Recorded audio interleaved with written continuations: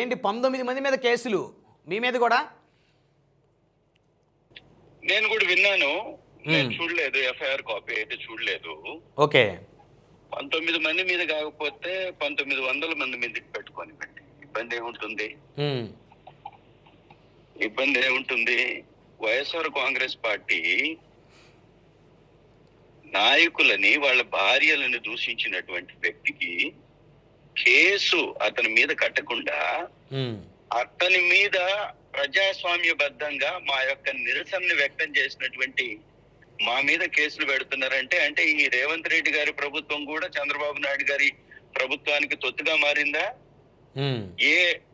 ఏ రకంగా కేసులు పెడతారు? అదే చిలక పలుకులు పలికినటువంటి చండాలపు మనస్తత్వం కలిగినటువంటి రాధాకృష్ణ మీద ఏం కేసు పెట్టారు? అది తొలి పలుక, వారాంతపు పలుక, ఇంకొక చెత్త పలుక పక్కన పెట్టి మమ్మల్ని గౌరవంగా సంబోధించాడా? మా భార్యల్ని గౌరవంగా సంబోధించాడా? అంటే వైఎస్ఆర్ కాంగ్రెస్ పార్టీ అంటే అంత చులకనా?